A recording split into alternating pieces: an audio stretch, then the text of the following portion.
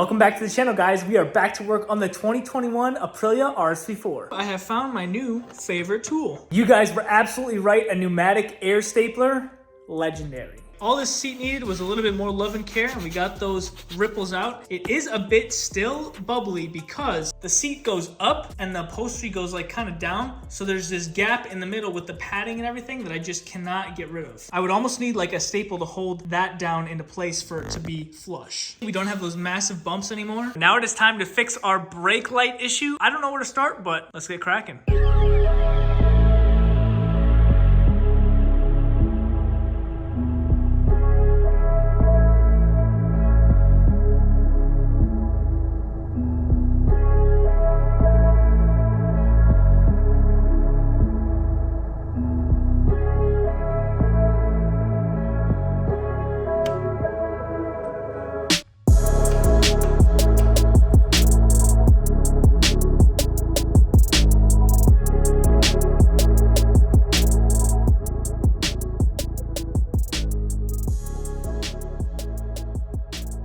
Man, you guys sure are killing it on the diagnosis on this bike. So we grabbed the power probe, tested the connectors for the rear brake. The green wire is for the ground, and the yellow and purple and the yellow and orange both are giving 5 volts without anything activated. So originally the green wire was going to the gray wire, so I swapped the pin around to black, and then I swapped the blue and gray around, and wow, it's working perfectly now. Key on, the brake light is not activated. I push the rear brake, activated. And just to add to the win, the service light is no longer on the dash. I don't know if that had to do with the brake light being off, but there's no service light air anymore. Man, this was the problem. I do have a confession. Did end up picking up a new brake light for the RSV4, but this actually turned out to be a good thing. On the brake light we have right now, I don't know if you guys can see this, but it's actually cracked. I picked up this taillight used on eBay and it was cracked. The new taillight that we just picked up will fit in perfectly. And it's a small detail, but peace of mind knowing that there's a perfect taillight on the end of the bike.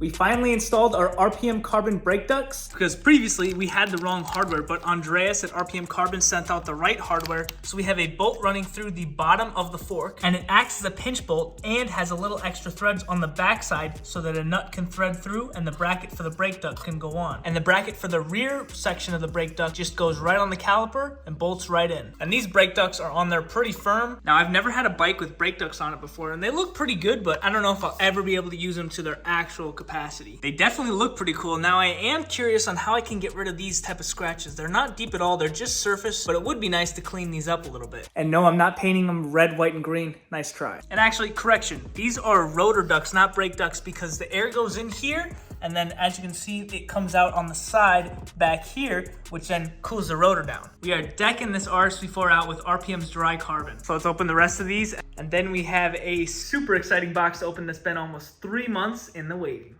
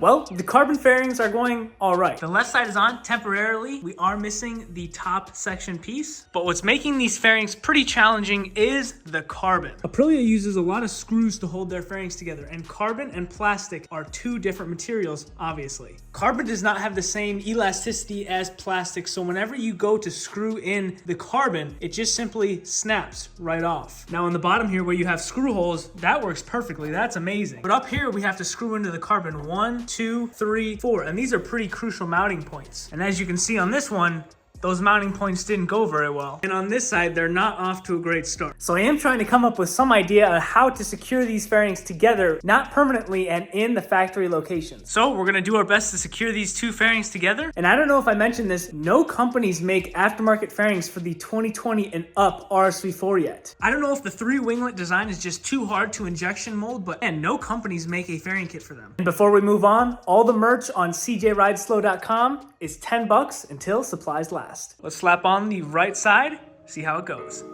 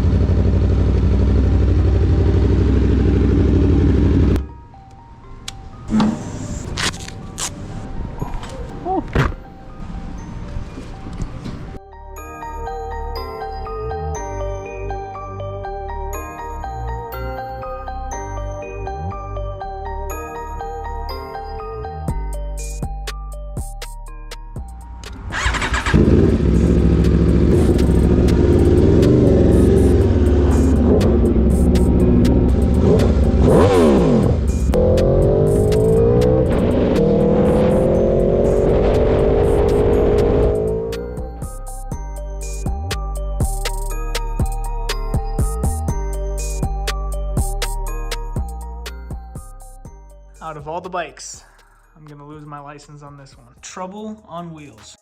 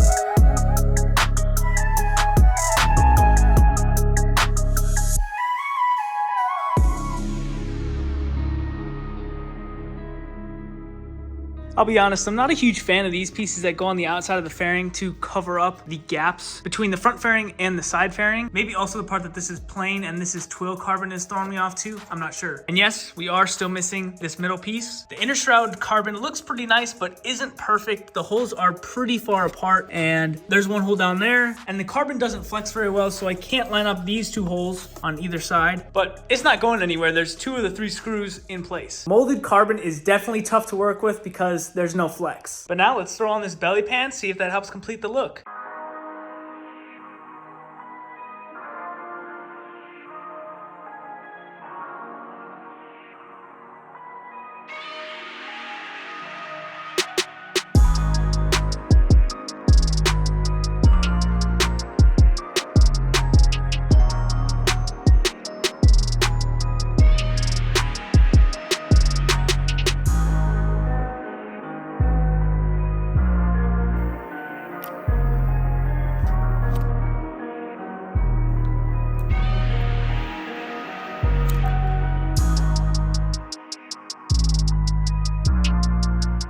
We've got one more thing to throw on the RSV4. Let's get to it.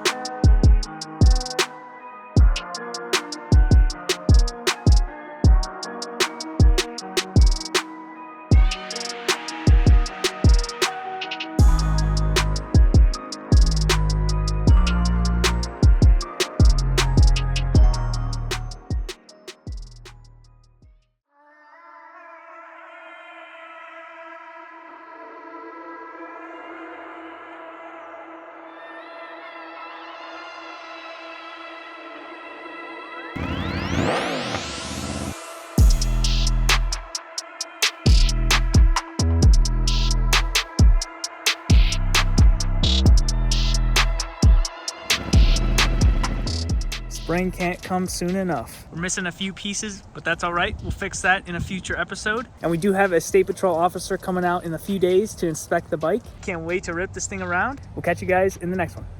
See ya.